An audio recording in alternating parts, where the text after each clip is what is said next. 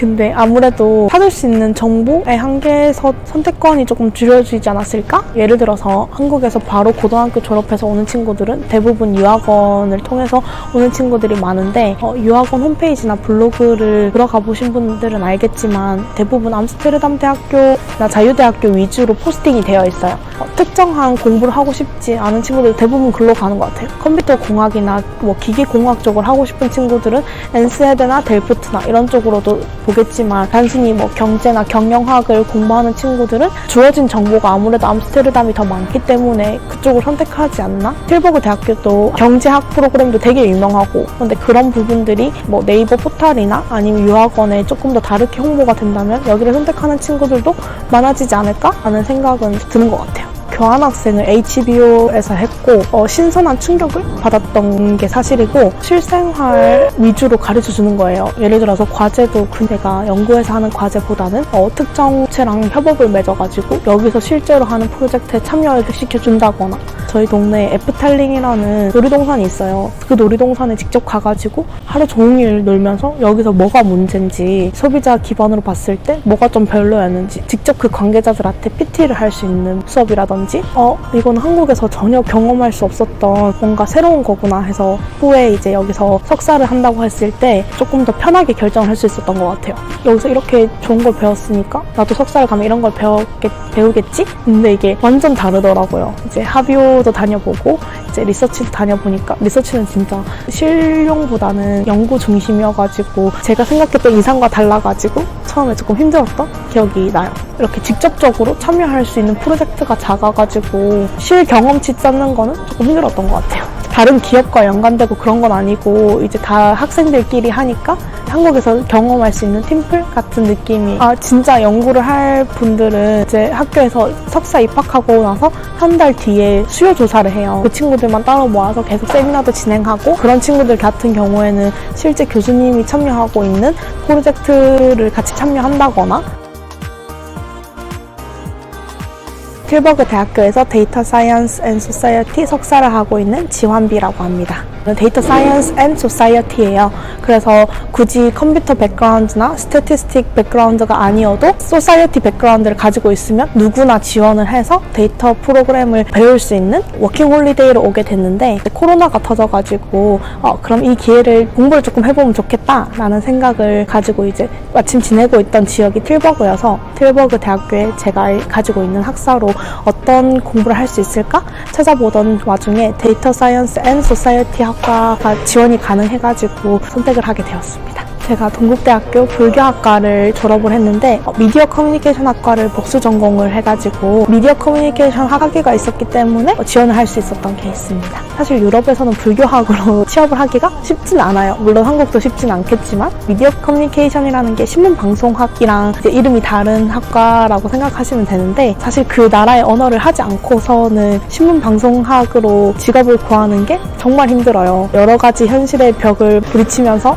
이번에 새로 공부를 하게 되면 영어로 할 수 있고 수요가 많고 누구라도 나를 고용하고 싶은 데이터 사이언스 하면은 요즘 제일 각광받고 있는 분야이기도 하고 영어가 기반인 직업이 더 많기 때문에 IELTS도 공부를 해서 시험을 쳐야 됐었고 자기소개서도 써야 됐고 이제 자기소개서 같은 경우에 쓰면서도 이렇게 쓰는 게 맞나? 이거를 물어볼 때 자체가 없었던 게 되게 힘들었던 것 같아요. 네덜란드에 대해서 유학 정보가 많이 없어요. 미국, 캐나다 블로그만 쳐봐도 엄청 많은데 네덜란드는 사실 정말 없어요. 근데 틸버그 대학교는 더 없어요.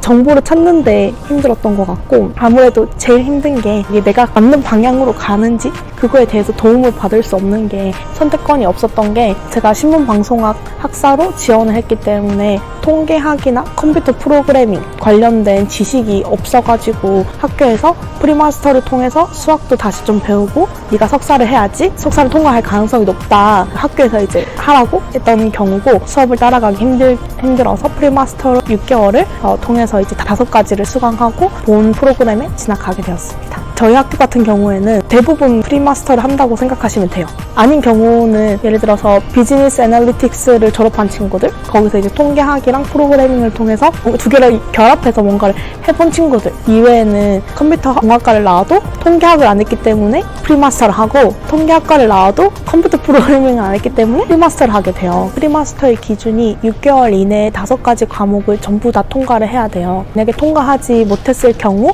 해당 학과에 진학이 불가능하고 해당 학교에도 다른 학과를 지원할 수 없기 때문에 그러한 중압감들이 조금 더 공부를 열심히 할 수 있게 되는 모티베이션이 되는 것 같아요. 최근에 이제 다른 도시에도 가서 다른 도시의 대학교 어떻게 생겼는지 보고 의외로 캠퍼스가 없는 대학교가 많더라고요. 저희 대학교는 이제 틸버그 대학교역이라는 역도 따로 있고 캠퍼스도 있고 그 근처에 공원도 있고 공부할 수 있는 인프라 다른 학교보다 잘 갖춰져 있구나. 연차로 따지면 3년차 다른 도시에서 한 번도 안 살아봤어요. 틸버그에서만 쭉 살았는데 저는 되게 정감이 있는 도시 같아요.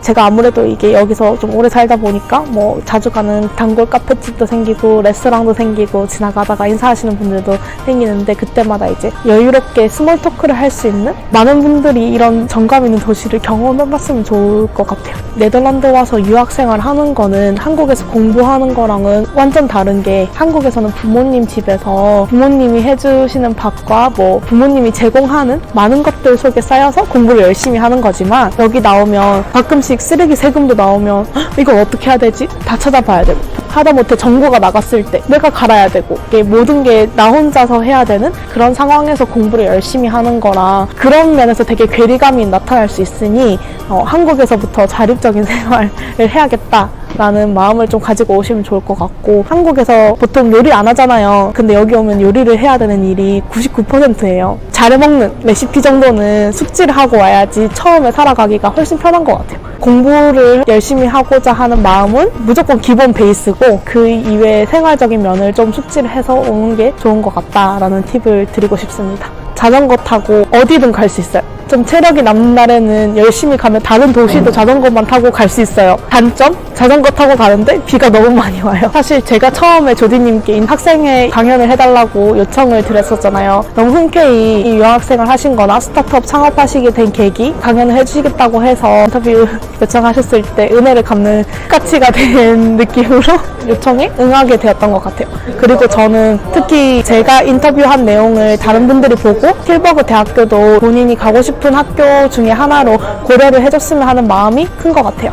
네덜란드에 조금 더 오래 살고 싶은 꿈이 있어요. 그거에 한 발자국 더 다가가게 된 게 최근에 취업을 하게 돼가지고 물류를 담당하는 업무를 하게 되었고 물류 관련해서 데이터가 많다 보니 그런 걸 좀 정리하고 유의미한 해석을 해낼 수 있는 그런 역할을 배정을 받아서 여름에 곧 시작을 하게 될 건데 앞으로 공부해야 될 게 참 많을 것 같습니다. 이제 시작이죠. 네덜란드 유학 준비하시는 분들께 마지막으로 꼭 드리고 싶었던 말씀이 있는데 다들 영어를 못해서 공부를 어떻게 하면 좋을까요? 라는 질문을 제 블로그에 되게 많이 남겨주세요. 영어를 못한다라고 하는 거는 객관적인 기준이 없잖아요. 무조건 부딪혀보고 못하면 여기서 배우자라는 마음으로 지원을 하셨으면 좋겠습니다.